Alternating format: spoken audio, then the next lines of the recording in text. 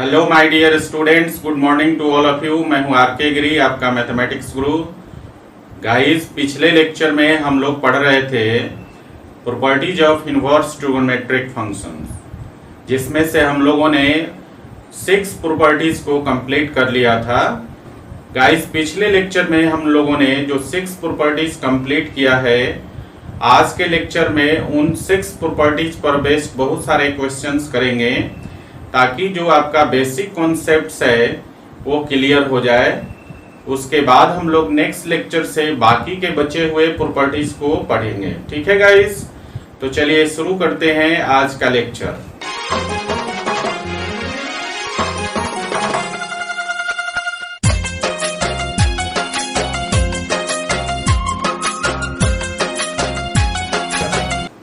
तो गाइस, पहला क्वेश्चन है, if cos inverse 1 by x is equal to theta, then tan theta is equal to what? ये 4 option दिए हुए हैं, इसमें से कौन सा वैल्यू होगा tan थीटा का। ठीक है, तो गाइज अपने पास जो दिया हुआ है वो दिया हुआ है cos inverse 1 by x is equal to theta।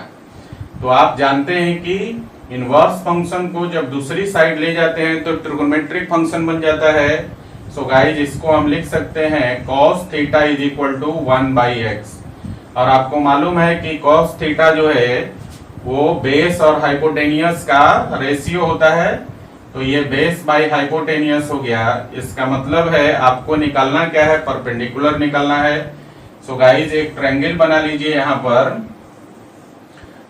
और ये जो है आपका रेफरेंस एंगल थीटा हो गया, इसमें आपका बेस हो गया 1, ये आपका 90 डिग्री एंगल है, तो बेस 1 हो गया और हाइपोटेनियस आपका x हो गया। ठीक है, तो परपेंडिकुलर निकाल लीजिए। परपेंडिकुलर निकालने का फॉर्मूला क्या है, अंडर रूट हाइपोटेनस का स्क्वायर माइनस बेस का स्क्वायर।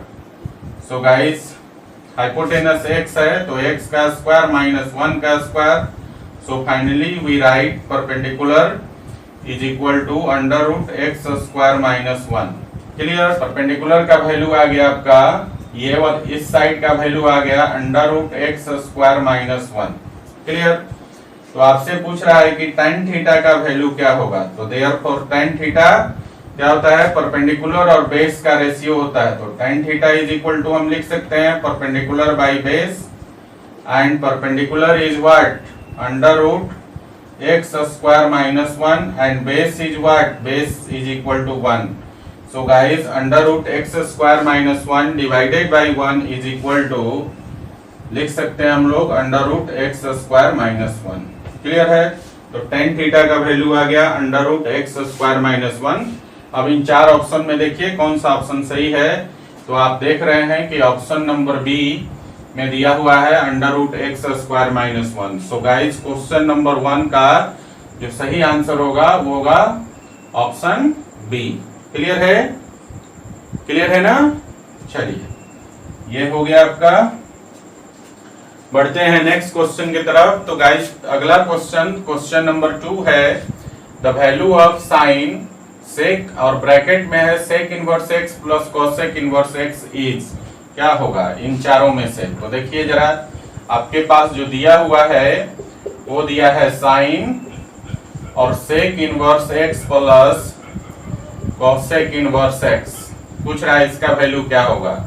तो गाइज आपको मालूम है कि sec inverse x plus cosec inverse x is equal to pi by 2, ये आप जानते हैं। Sec inverse x plus cosec inverse x is equal to pi by 2 होता है। कॉम्प्लीमेंट्री एंगल फॉर्मूला से ये हमने प्रॉपर्टीज में पढ़ाया हुआ है, ठीक है ना। तो इसका वैल्यू तो हो गया आपका पाई बाई 2। सो गाइज इसको लिख सकते हो कि साइन पाई बाई 2, ब्रैकेट में जो भी वैल्यू था इसका वैल्यू हो गया पाई बाई 2। और आपको मालूम है साइन पाई बाई 2 मतलब साइन 90 का वैल्यू कितना होता है, 1। सो गाइज ये आंसर हो गया आपका। तो देखिए, तो इन चारों ऑप्शन में से कौन सा सही है, ऑप्शन नंबर सी का वैल्यू जो है वो 1 दिया हुआ है। सो गाइज क्वेश्चन नंबर 2 का आंसर हो जाएगा कौन सा, ऑप्शन सी, और वैल्यू हो जाएगा ये जो एक्सप्रेशन दिया हुआ था इसका वैल्यू हो गया 1। क्लियर है। चलिए नेक्स्ट क्वेश्चन की तरफ चलते हैं। गाइस क्वेश्चन नंबर 3 है, पूछ रहा है आपसे, दिया हुआ है कि y is equal to sec inverse under root x plus 1 divided by under root x minus 1 plus sine inverse under root x minus 1 divided by under root x plus 1, then dy by dx क्या होगा। मतलब इसको solve करने के बाद जो y का value आएगा उसको डिफरेंशिएट कर देना है। ठीक है, ये बेसिक डिफरेंशिएशन है, इसके बारे में ऑलरेडी आप लोग पढ़े हुए हैं, फिजिक्स वाले सर आप लोगों को जरूर पढ़ाए होंगे। ठीक है ना, एकदम मोस्ट बेसिक डिफरेंशिएशन है, घबराने की जरूरत नहीं है। तो चलिए पहले हम लोग इसको सॉल्व करते हैं। तो देखिए यहाँ पर सेक है और यहाँ साइन है, और कॉम्प्लीमेंट्री एंगल में आप क्या पढ़े हैं, कॉम्प्लीमेंट्री एंगल में पढ़े हैं कि sine inverse x plus cos inverse x is equal to pi by 2 पढ़े हैं। तो अगर हम लोग सेक को कॉस में चेंज कर दें तो ये इस फॉर्मूला पर आ जाएगा।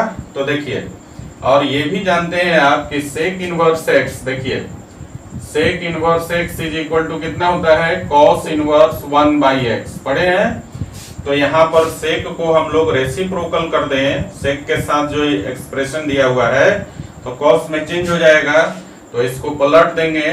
सो गाइस तो ये हो जाएगा आपका कॉस इनवर्स, और पलटेंगे तो हो जाएगा under root x minus 1 divided by under root x plus 1, और साइन को एज इट इज छोड़ देंगे तो ये हो जाएगा sine inverse under root x minus 1 divided by under root x plus 1। Clear.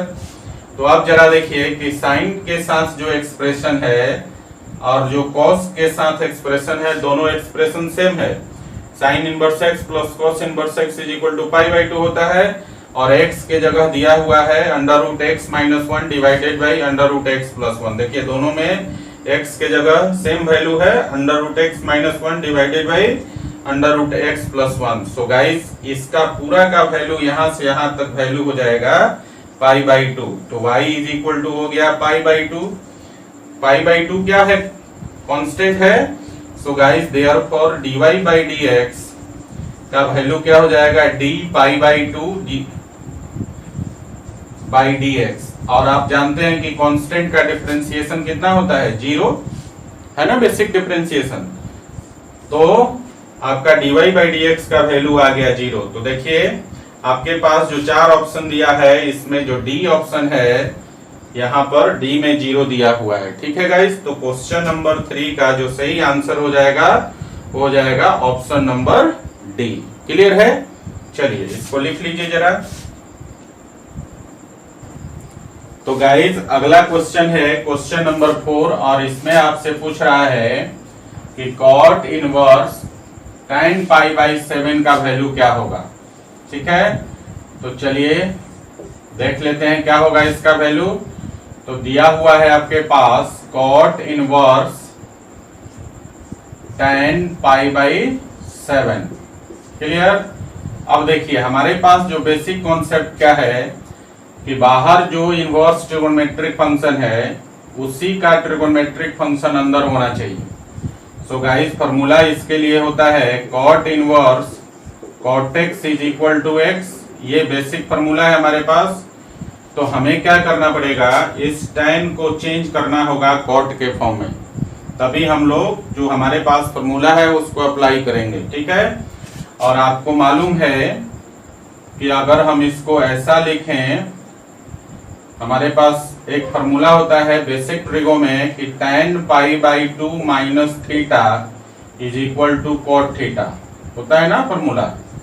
तो हम लोग क्या करेंगे, इसी फॉर्मूले पे और tan पाई बाई 7 को तोड़ देंगे। सो गाइस इसको तोड़ते हैं, देखिए जरा, ये हो जाएगा कॉट इनवर्स, और यहाँ पर हम लोग लिखें tan pi by 2 minus 5 pi by 14। देखिए इसको तोड़ दिया। जब आप पाई बाई 2 माइनस 5 पाई बाई 14 को कैलकुलेट करेंगे तो पाई बाई 7 आएगा। तो tan पाई बाई 7 को हम लोग लिख सकते हैं tan pi by 2 minus 5 pi by 14। So guys अब यहाँ पर एक फॉर्मूला ये अप्लाई हो जाएगा, tan pi by 2 minus theta is equal to cot theta. तो इसको हम लोग लिख सकते हैं कि कॉट इनवर्स और अब हो गया आपका कॉट कितना 5 पाई बाई 14। ठीक है गाइस। अब देखिए जो 5 पाई बाई 14 है कॉट का जो आपने प्रिंसिपल वैल्यू ब्रांच पढ़ा है 0 से पाई उसके बीच में लाई करता है। तो एक तो रिस्ट्रिक्शन ये था कि यहाँ पर जो कॉट के साथ एंगल है वो लाई करना चाहिए 0 से पाई के बीच में, और दूसरा कि जो बाहर इनवर्स ट्रिगोनोमेट्रिक फंक्शन है उसी का ट्रिगोनोमेट्रिक फंक्शन अंदर होना चाहिए। तो ये जो एक्सप्रेशन हमने लिखा है ये दोनों कंडीशन को फुलफिल करता है। तो गाइज ये जो फॉर्मूला है आपके पास cot inverse cot x is equal to x, ये अब आपका अप्लाई हो जाएगा। सो गाइज इसका वैल्यू हो जाएगा 5 पाई बाई 14। तो ये आपका आंसर हो जाएगा। तो देखिए आपका जो ऑप्शन है option number B 5 pi by 14 दिया हुआ है। सो गाइज इस क्वेश्चन 4 का जो सही आंसर हो जाएगा वो हो जाएगा option B 5 pi by 14। Clear है। चलिए आगे बढ़ते हैं। अगला क्वेश्चन है क्वेश्चन नंबर 5, और क्वेश्चन नंबर 5 में आपसे कह रहा है the value of sec square tan inverse 5 plus cosec square cot inverse 5, इन दो इसका वैल्यू निकालना है। तो चलिए देखते हैं क्या होगा इसका वैल्यू। तो देखिए आपके पास दिया हुआ है सेक स्क्वायर और tan इनवर्स 5 और plus cosec square cot inverse 5 ये दिया हुआ है।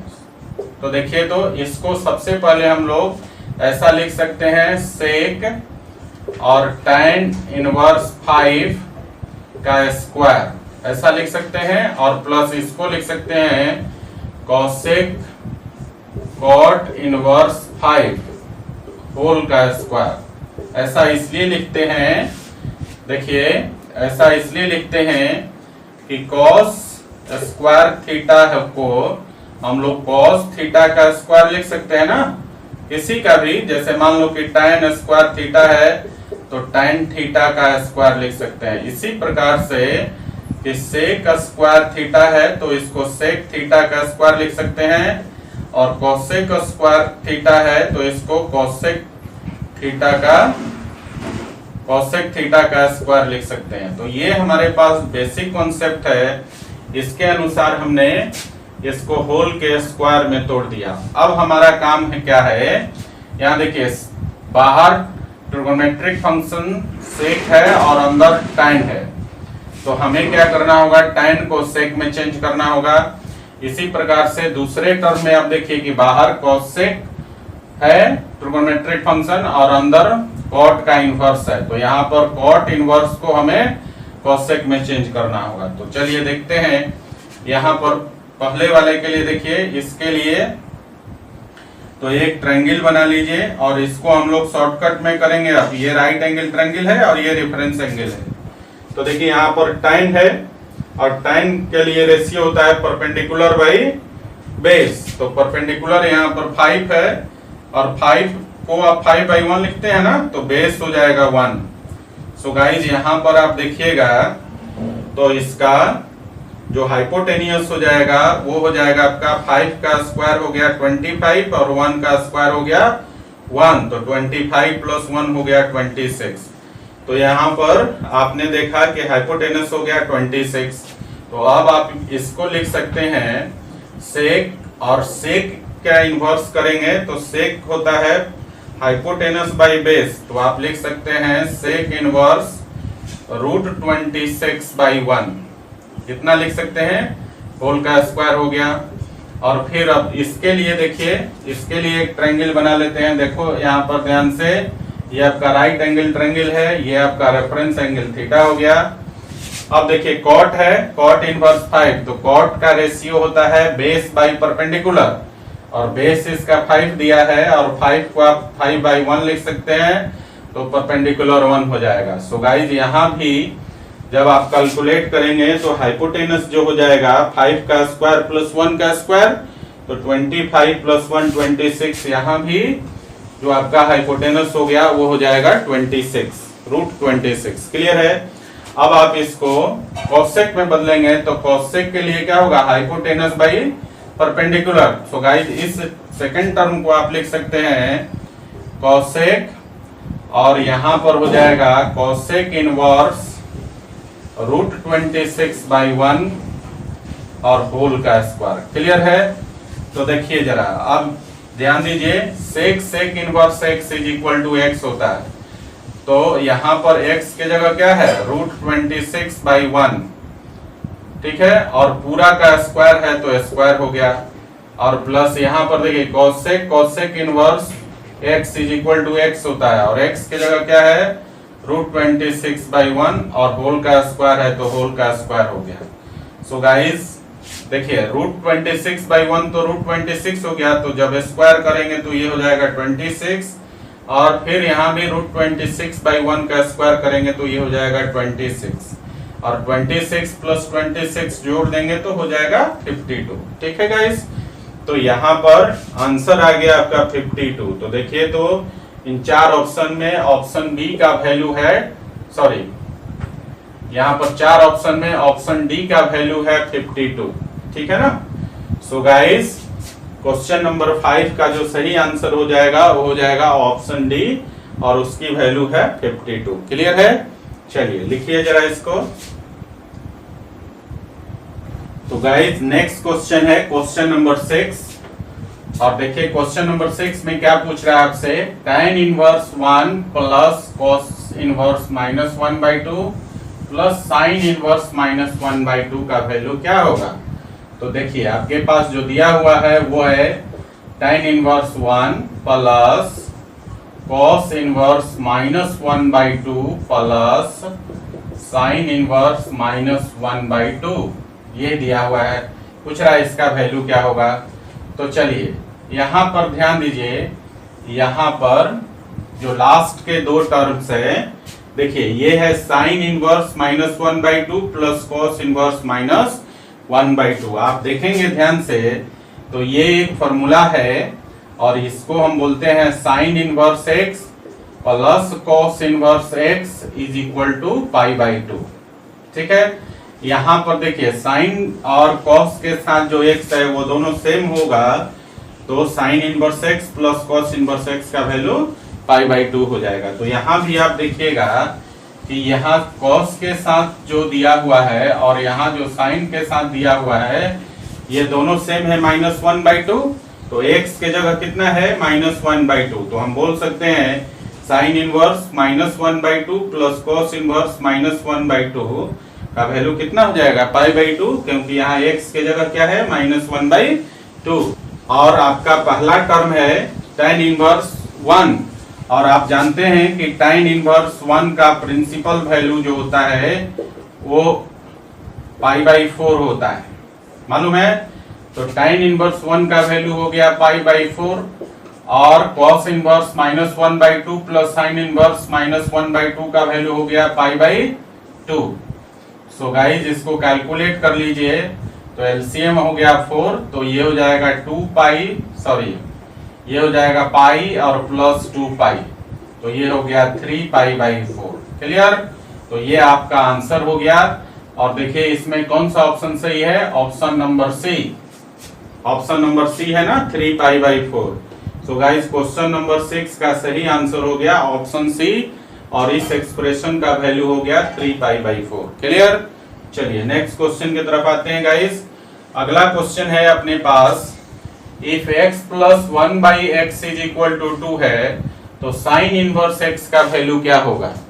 एक बार फिर से देखिए, हमारे पास दिया हुआ है x plus 1/x is equal to 2, तो पूछ रहा है साइन इनवर्स x का वैल्यू क्या होगा। तो चलिए जो पहले दिया हुआ है उसी से आगे बढ़ते हैं। तो यहाँ गिवन है x plus 1/x is equal to 2, जरा इसको कैलकुलेट कर लेते हैं, एलसीएम लेंगे तो x हो जाएगा, और ये हो जाएगा x² plus 1/x is equal to 2। x को आप इस तरफ लाइए तो आप लिख सकते हैं x² plus 1 is equal to 2x। अब 2x को इस तरफ लाइए तो ये हो जाएगा x² minus 2x plus 1 is equal to 0। और इसको आप ध्यान से देखिए, ये x माइनस 1 का होल स्क्वायर है गाइस, तो इसको हम लिख सकते हैं x माइनस 1 का whole square is equal to 0। अब स्क्वायर को इस तरफ लाएंगे तो हो जाएगा x minus 1 is equal to 0। So guys यहां से -1 को इस तरफ लाएंगे तो +1 हो जाएगा, तो therefore x is equal to 1 हो गया। x का वैल्यू आ गया, तो आपसे पूछ रहा है साइन इनवर्स x का वैल्यू क्या होगा। So guys sign inverse x का मतलब हो गया साइन इनवर्स 1, और साइन इनवर्स 1 का प्रिंसिपल वैल्यू कितना होता है π/2। ठीक है, तो इस प्रकार से आपका आंसर हो जाएगा π/2। सो गाइस अगर आपके पास दिया हुआ है x plus 1/x is equal to 2, तो साइन इनवर्स x का वैल्यू हो जाएगा π/2। सो गाइस आपका सही आंसर हो जाएगा ऑप्शन बी। तो क्वेश्चन नंबर 7 का आंसर हो गया कौन सा, option B π/2, sine inverse x का वैल्यू। क्लियर है, चलिए इसको लिख लीजिए जरा। तो गाइज अगला क्वेश्चन है क्वेश्चन नंबर 8, और क्वेश्चन नंबर 8 में आपसे पूछ रहा है sine inverse sine π/3 plus tan inverse tan 3π/4 का वैल्यू क्या होगा। तो देखिए जरा, जो दिया हुआ है आपके पास वो दिया है साइन इनवर्स साइन π/3 और प्लस tan इनवर्स tan 3π/4। इसका वैल्यू आपसे पूछ रहा है कि क्या होगा। तो देखिए यहाँ पर दो कंडीशन को चेक करना होता है। पहला कंडीशन कि जो इनवर्स ट्रिगोनोमेट्रिक बाहर है उसी का ट्रिगोनोमेट्रिक फंक्शन अंदर होना चाहिए। तो आप दोनों टर्म्स को आप देखेंगे तो दोनों में ये कंडीशन सेटिस्फाई होता है, बाहर भी साइन अंदर भी साइन, बाहर भी tan अंदर भी tan। ठीक है, दूसरा कंडीशन होता है कि यहाँ पर अंदर वाले के साथ जो एंगल दिया हुआ है वो उसके प्रिंसिपल वैल्यू के अंदर लाई करना चाहिए। ठीक है, तो पहले टर्म को आप देखते हैं, यहाँ पर साइन इनवर्स के केस में साइन का एंगल -90 से +90 के बीच में होना चाहिए।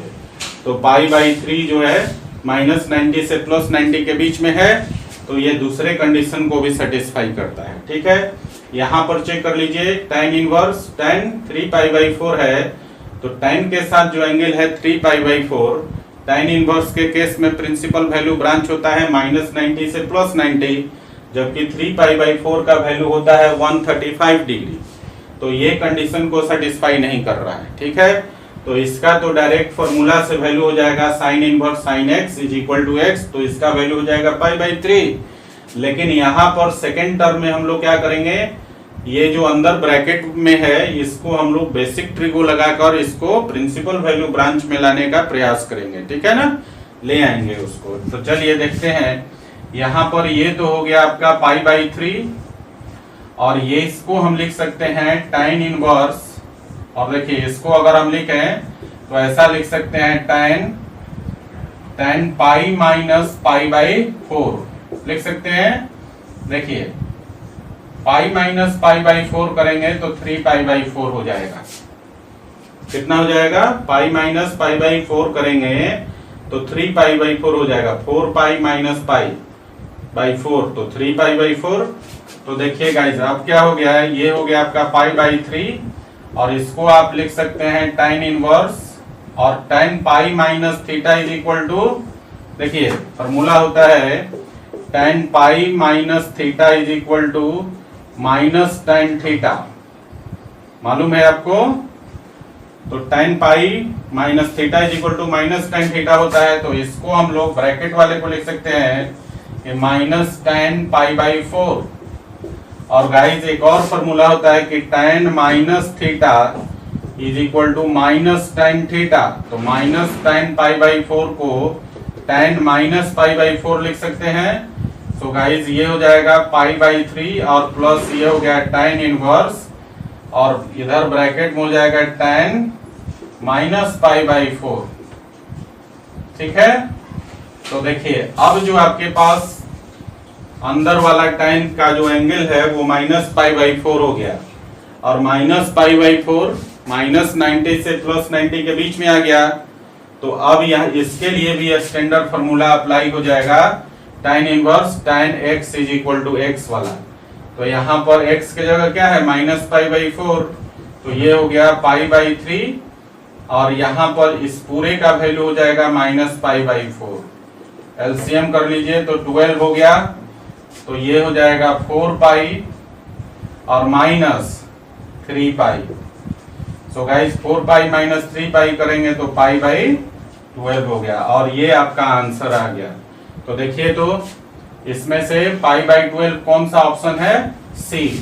सो गाइस क्वेश्चन नंबर 8 का सही आंसर हो जाएगा option C, pi by 12। Clear है? चलिए अगले क्वेश्चन की तरफ चलते हैं। अगला क्वेश्चन है आपका कि the value of sine pi by 3 minus sign inverse minus 1/2। तो देखिए तो इसका वैल्यू इन चारों में से कौन सा होगा? तो आपके पास दिया हुआ है sine pi by 3 minus sign inverse minus 1/2, इसी का वैल्यू पूछ रहा है आपसे। तो देखिए ये हो गया साइन और पाई बाई 3 तो एज इट इज हो जाएगा, और साइन इनवर्स माइनस 1/2 का प्रिंसिपल वैल्यू कितना हो जाएगा? ये हो जाएगा minus pi by 6। Sine inverse minus 1/2 का principal value minus pi by 6। So guys ये हो गया साइन और ये पाई बाई 3 और माइनस माइनस प्लस हो जाएगा पाई बाई 6। एलसीएम कर लीजिए तो साइन और यहां पर हो जाएगा एलसीएम हो गया 6, तो 2 पाई और प्लस पाई ये हो जाएगा, और ये हो गया साइन 3 पाई बाई 6, और इसको जब आप कैंसिल करेंगे तो 2 से कैंसिल हो जाएगा, ठीक है ना। 3 से 2 टाइम्स जाएगा, 6 कैंसिल हो जाएगा, और ये हो जाएगा साइन पाई बाई 2, और साइन पाई बाई 2 का वैल्यू कितना होता है? 1। सो गाइस देखिए इन चारों में से कौन सा सही है? ऑप्शन डी का वैल्यू 1 है।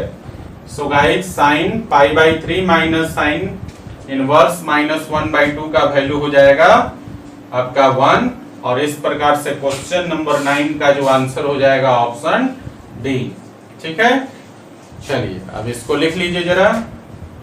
तो गाइज अगला क्वेश्चन है क्वेश्चन नंबर 10, और क्वेश्चन नंबर 10 में आपसे पूछ रहा है कि साइन और ब्रैकेट के अंदर है 1/2 cos inverse x is equal to 1 given है आपके पास। तो पूछ रहा है x का वैल्यू क्या होगा। तो चलिए देखते हैं हम लोग। आपके पास गिवन है sine 1/2 cos inverse x is equal to 1 दिया हुआ है। देखिए इधर से साइन को हम इस तरफ ले जाएंगे तो इनवर्स हो जाएगा। तो गाइस इसको लिख सकते हैं 1/2 cos inverse x is equal to sine inverse 1 लिख सकते हैं ना। और आपको मालूम है साइन इनवर्स 1 का प्रिंसिपल वैल्यू होता है पाई बाई 2। तो और इसको हम लिख सकते हैं 1/2 cos inverse x is equal to pi by 2। अब देखिए ये 2 इस तरफ आएगा तो मल्टीप्लाई हो जाएगा, तो इसको हम लिख सकते हैं cos inverse x is equal to 2 pi by 2, और 2 से 2 कैंसिल हो गया, तो हम इसको और क्या लिख सकते हैं cos inverse x is equal to pi. अब cos इनवर्स को इस तरफ ले जाएंगे तो cos हो जाएगा। सो गाइस ये हो गया आपका x is equal to cos pi, और cos पाई का वैल्यू कितना होता है? cos पाई का वैल्यू हो गया आपका -1। सो गाइस x का वैल्यू हो गया आपका -1, और ये आपका हो गया आंसर। सो आंसर कौन सा हुआ? क्वेश्चन नंबर 10 का सही आंसर हो गया ऑप्शन सी -1। क्लियर है? चलिए अगले क्वेश्चन की तरफ चलते हैं। अगला क्वेश्चन पूछ रहा है, दिया हुआ है आपके पास sine inverse x plus sine inverse y का वैल्यू 2 पाई बाई 3 है। तो पूछ रहा है cos inverse x plus cos inverse y का वैल्यू क्या होगा। तो देखिए जो दिया हुआ है वहीं से चलते हैं। Sign inverse x plus sine inverse y का वैल्यू दिया हुआ है 2 पाई बाई 3। अब जरा ध्यान देने वाली बात यह है कि आपको मालूम है एक फॉर्मूला जो स्टैंडर्ड फॉर्मूला है sine inverse x plus sine inverse x plus cos inverse x is equal to pi by 2 होता है। तो देखिए आपके पास साइन में दिया है, आपको कन्वर्ट करना है cos में। तो यहां से हम लोग लिख सकते हैं कि साइन इनवर्स x को हम लिख सकते हैं pi by 2 minus cos inverse x। इस cos इनवर्स x को दूसरी तरफ लाएंगे तो लिख सकते हैं ना। तो देखिए इसको हम लोग देयरफॉर इस साइन इनवर्स एक्स को लिख सकते हैं pi by 2 minus cos inverse x, और इस साइन इनवर्स वाई को लिख सकते हैं pi by 2 minus cos inverse y, और is equal to 2 pi by 3 देख सकते हैं। अब देखिए साइन इनवर्स एक्स और कॉस इनवर्स वाई दोनों नेगेटिव है, दोनों में से माइनस कॉमन ले लेंगे, और ये पाई बाई 2 ये दोनों पॉजिटिव है, दोनों को जोड़ देंगे तो कितना हो जाएगा guys, pi by 2 plus pi by 2 हो गया पाई बाई पाई, और यहां से माइनस कॉमन ले लिया तो ये हो गया कॉस इनवर्स एक्स और प्लस कॉस इनवर्स वाई, और ये हो गया 2 pi by 3।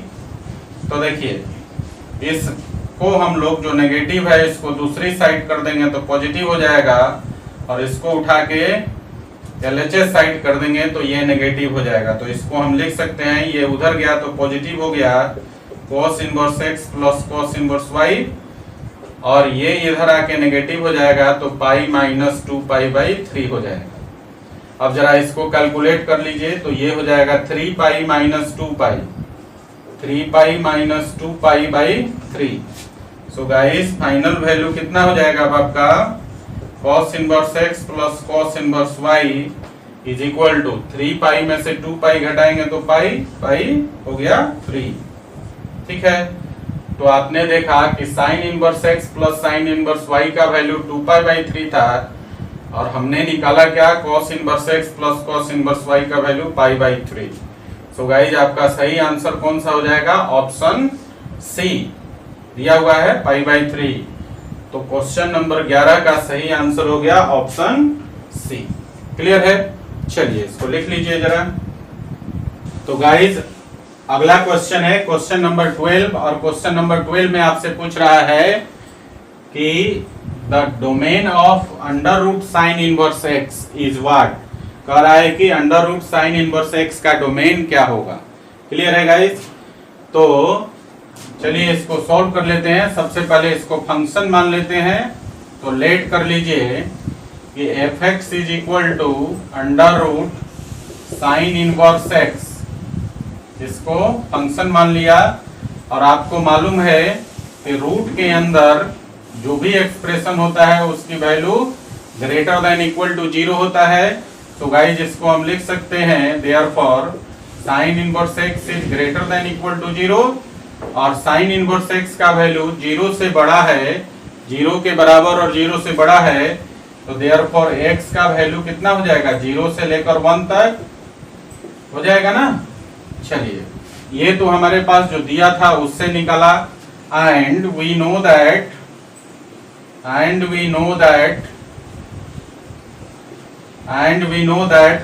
The domain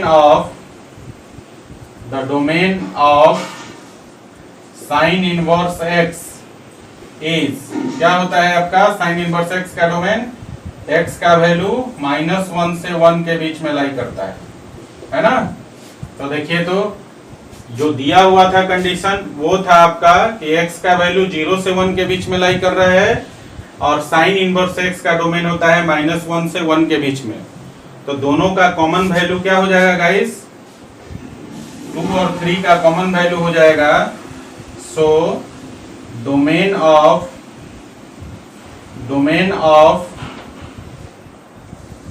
of under root sine inverse x is equal to कितना हो जाएगा, दोनों का कॉमन वैल्यू हो जाएगा 0 से 1। क्लियर है, क्लोज इंटरवल में। तो ये आपका डोमेन हो गया किसका, under root sine inverse x का। तो गाइज इसमें देखिए चारों में से कौन सा ऑप्शन सही है, ऑप्शन ए। तो क्वेश्चन नंबर 12 का सही आंसर हो गया option A, under root sine inverse x का डोमेन हो गया क्लोज इंटरवल 0 to 1। क्लियर है। तो गाइस चलिए अगले क्वेश्चन की तरफ चलते हैं, और अगला क्वेश्चन है अपना क्वेश्चन नंबर 13, और इसमें आपसे पूछ रहा है the value of cos inverse cos -680 degree is what. cos inverse cos -680 degree का वैल्यू क्या होगा इन चारों में से। इसके लिए हम लोग एक छोटा सा कैलकुलेशन कर लेते हैं। यहाँ पर ब्रैकेट में आपका दिया हुआ है cos -680 डिग्री, इसको हम लोग जरा कैलकुलेट कर लेते हैं। cos -680 डिग्री को आप क्या लिख सकते हो गाइस? तो आपके पास एक कंसेप्ट होता है कि cos minus theta is equal to cos theta. तो इसके अनुसार हम लिख सकते हैं कि cos 680 डिग्री लिख सकते हैं, और cos 680 डिग्री को हम लोग लिख सकते हैं cos 720 डिग्री माइनस 40 डिग्री। 720 में से 40 घटा दीजिए, 680 हो जाएगा। और इसको हम लोग लिख सकते हैं cos 2 into 360 degree minus 40 degree लिख सकते हैं।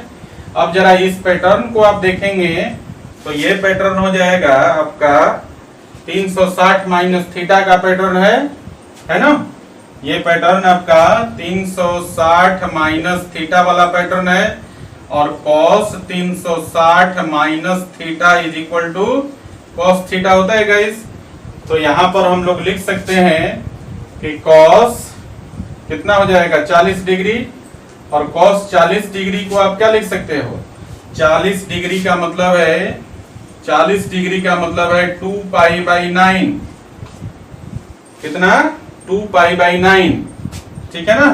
क्योंकि 2 पाई का वैल्यू हो जाएगा 360, और 360 में 9 से भाग देंगे तो 40 हो जाएगा। तो इसको आप लिख सकते हैं cos 2 पाई बाई 9। क्लियर? तो cos माइनस 680 डिग्री को आप लिख सकते हैं cos 2 पाई बाई 9। ठीक है गाइस, चलिए अब जो दिया हुआ है उससे लेकर बढ़ते हैं आगे। तो आपके पास गिवन है cos इनवर्स और cos माइनस 680 डिग्री, यही था वैल्यू, इसका वैल्यू निकालना था। तो देखिए जरा, इसको हम लिख सकते हैं cos इनवर्स, और यहाँ पर cos माइनस 680 डिग्री का वैल्यू हमने निकाला था cos 2 pi by 9, 2 pi by 9, और 2 पाई बाई 9 का वैल्यू कितना था गाइस? 40 डिग्री। तो आपको देखना है, देखिए बाहर इनवर्स ट्रिगोनोमेट्रिक फंक्शन cos है, अंदर भी उसी का ट्रिगोनोमेट्रिक फंक्शन cos है। तो ये एक कंडीशन सेटिस्फाई हुआ। दूसरा कंडीशन है कि जो cos के साथ एंगल है वो 0 से पाई के बीच में लाई करना चाहिए cos इनवर्स के केस में। तो 40 डिग्री 0 से पाई के बीच में है। सो गाइज ये स्टैंडर्ड कंडीशन को सेटिस्फाई करता है। तो जो स्टैंडर्ड फॉर्मूला है आपका cos inverse cos x is equal to x, ये अप्लाई हो जाएगा इसमें। तो गाइज वैल्यू कितना हो जाएगा इसका? cos inverse cos x is equal to x, और x के जगह कितना है? 2 पाई बाई 9, तो इसका वैल्यू हो गया 2 पाई बाई 9। तो ये आपका आंसर हो गया। ठीक है गाइज, तो देखिए इसमें चारों ऑप्शन में ऑप्शन ए है जिसका वैल्यू दिया हुआ है 2 pi by 9। So guys question number 13 का सही आंसर हो गया ऑप्शन ए 2 पाई बाई 9। ठीक है गाइज, चलिए इसको लिख लीजिए जरा। तो गाइज अगला क्वेश्चन है क्वेश्चन नंबर 14, और आपसे पूछ रहा है कि the domain of cos inverse 2x minus 1 is what? क्या है? cos इनवर्स 2x माइनस 1 का डोमेन क्या होगा? तो देखिए गाइज हम लोग जानते हैं, we know that cos inverse domain of, देखिए जरा, domain of cos inverse x is कितना होता है? cos इनवर्स x का डोमेन, तो cos इनवर्स x का डोमेन होता है -1 से 1 तक, होता है ना? तो therefore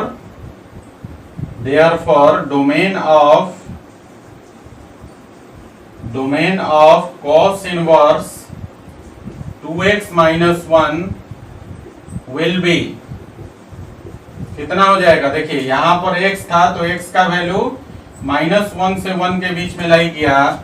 अब यहाँ पर 2x है, तो therefore 2x का वैल्यू 2x माइनस 1 है, तो 2x माइनस 1 का वैल्यू भी कहां से कहां तक लाई करेगा? -1 से 1 के बीच में लाई करेगा।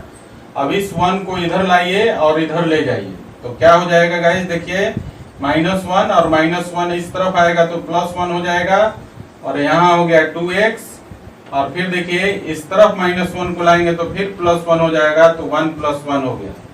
तो देखो जरा ध्यान से, -1 + 1 कैंसिल हो गया, ये हो गया 0, और ये हो गया आपका 2x, और यहाँ 1 + 1 मिलकर हो गया 2। अब 2 से दोनों तरफ भाग दे दीजिए, ठीक है? तो गाइज ये हो जाएगा आपका अब x का वैल्यू हो जाएगा 0 में 2 से भाग देंगे तो 0 हो गया, और यहां पर 2 में 2 से भाग देंगे तो 1 हो जाएगा। तो गाइज x का जो रीजन हो गया, x बिलोंग करेगा क्लोज इंटरवल 0 से 1। तो guys cos inverse 2x minus 1 का जो डोमेन हो जाएगा वो हो जाएगा 0 से 1। तो ऑप्शन कौन सा सही है? Option A. ठीक है, सो गाइस क्वेश्चन नंबर 14 का सही आंसर हो गया option number A. cos inverse 2x minus 1 का डोमेन हो जाएगा 0 से 1 क्लोज इंटरवल के अंदर। ठीक है गाइस, तो इस तरह से कुछ प्रॉब्लम्स था जो अभी तक प्रॉपर्टीज आपने पढ़ा था उस पर बेस्ड ये सारे प्रॉब्लम्स थे। ठीक है, कुछ आपको होमवर्क मिलेगा, इसके साथ प्रैक्टिस करेंगे अच्छा से, और भी बहुत सारे क्वेश्चन बनाने का प्रयास कीजिएगा। ठीक है गाइस, तो आज का क्लास यहीं समाप्त होता है, इसको लिख लीजिए। Thanks for watching, keep in touch, do like, share and subscribe.